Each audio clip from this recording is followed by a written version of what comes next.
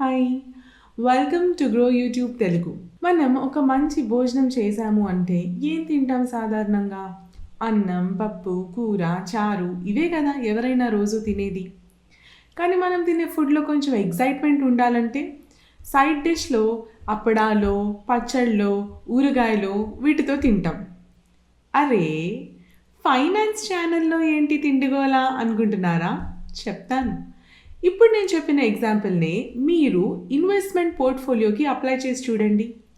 ఎప్పుడు పెద్ద పెద్ద large cap and mid cap ఫండ్స్లోనే కాకుండా సైడ్ డిష్లో కొంతవరకు పెట్టుబడి స్మాల్ క్యాప్ ఫండ్స్లో కూడా పెట్టొచ్చు. తక్కువ కాలంలో ఎక్కువ రిటర్న్ ఇచ్చే ఇటువంటి స్మాల్ క్యాప్ ఫండ్స్లో కనుక మీరు పెట్టుబడి పెడితే మీ ఇన్వెస్ట్మెంట్ జర్నీలో కొంచెం కిక్ అండ్ ఎగ్జైట్మెంట్ వస్తుంది. సో ఈ వీడియోలో టాప్ 5 స్మాల్ క్యాప్ ఫండ్స్ ఏంటో ఎలా అనలైజ్ చేయాలనేది చూద్దాం. But before that grow YouTube Telugu ఛానల్ని సబ్స్క్రైబ్ చేయండి. పర్సనల్ ఫైనాన్సెస్ అండ్ ఇన్వెస్ట్మెంట్స్కి సంబంధించి ఎంతో ఇన్ఫర్మేషన్, ఎన్నెన్నో వీడియోస్ ఇక్కడ ఉంటాయి.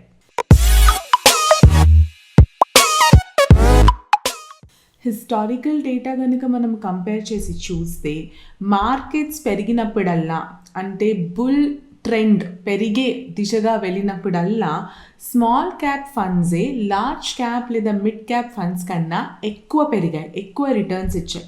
ఇప్పుడు మనము 2017 నుంచి 2021 దాకా కనుక మనము small cap and large cap ఇండెక్స్ని కంపేర్ చేస్తే మీరు చూస్తున్నారు 2021లో లార్జ్ క్యాప్ కన్నా స్మాల్ క్యాప్ ఇండెక్సే చాలా ఎక్కువ పెరిగింది, అంటే చాలా ఎక్కువ రిటర్న్స్ వచ్చాయి. మార్కెట్లో ఉన్న టాప్ 5 స్మాల్ క్యాప్ ఫండ్స్ ఏంటి అని మనం చూస్తే Axis, Kotak, Nippon, ICICI Prudential and HDFC. ఇవన్నీ కూడా అతి పెద్ద అసెట్ మేనేజ్మెంట్ కంపెనీస్ నుంచి వచ్చిన స్మాల్ క్యాప్ ఫండ్సే. యాక్సిస్ స్మాల్ క్యాప్ ఫండ్ 2013లో స్టార్ట్ అయిన ఈ ఫండ్ నిఫ్టీ స్మాల్ క్యాప్ 250 ఇండెక్స్ని కూడా అవుట్ పర్ఫామ్ చేసింది.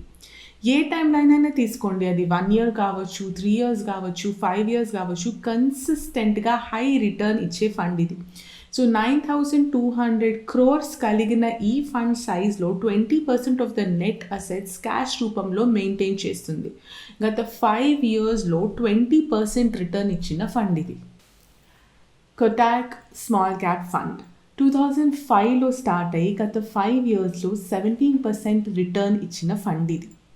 లోయెస్ట్ రిస్క్ అండ్ హైయెస్ట్ రిటర్న్తో కూడి ఉన్న ఫండ్. టోటల్ ఫండ్ సైజ్ వచ్చేసి 7,385 crores. Nippon small cap fund 19,700 crores fund size ఉన్న అతి పెద్ద స్మాల్ క్యాప్ ఫండ్ ఇది. 2010లో స్టార్ట్ అయ్యి గత 5 yearsలో 17.45% రిటర్న్ ఇచ్చింది. ఈ ఫండ్ కూడా కన్సిస్టెంట్ అవుట్ పర్ఫార్మర్. స్టార్ట్ అయినప్పటి నుంచి కనుక మనం చూసుకుంటే year on year 20% compound annual growth rate ఉన్న ఫండ్ ఇది. Next on the list is ICICI Prudential small cap fund. ఈ ఫండ్ సైజ్ వచ్చేసి జస్ట్ 3,600 crores. కానీ ఈ ఫండ్ పోర్ట్ఫోలియో 52 స్టాక్స్లో ఇన్వెస్ట్ చేయబడింది. సో దీని రేంజ్లో ఉన్న మిగతా స్మాల్ క్యాప్ ఫండ్స్తో కనుక మనం కంపేర్ చేస్తే ఈ ఫండ్ది వాలటాలిటీ ఎక్కువ. వాలటాలిటీ అంటే మార్కెట్లో జరిగే issues and incidents, highs and లోస్కి ఈ ఫండ్ ఎక్కువగా రియాక్ట్ అవుతుంది అని అర్థం. Last on the list but not the least, HDFC's small cap fund.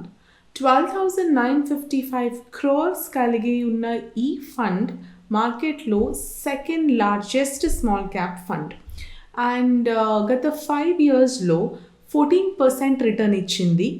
ఇంత పెద్ద ఫండ్ అయినప్పటికీ మార్కెట్లో జరిగే ఇష్యూస్ అండ్ ఇన్సిడెంట్స్కి ఈ ఫండ్ కూడా బాగానే వాలటైల్గా ఉంటుంది.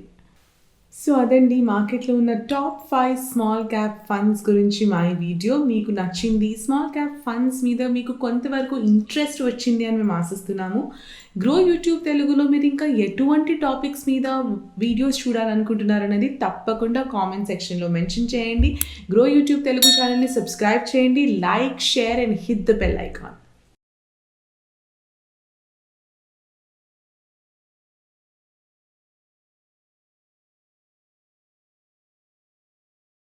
Investment in securities market are subject to market risks. Read all the related documents carefully before investing. Please read the risk disclosure documents carefully before investing in equity shares, derivatives, mutual fund, and or other instruments traded on the stock exchanges.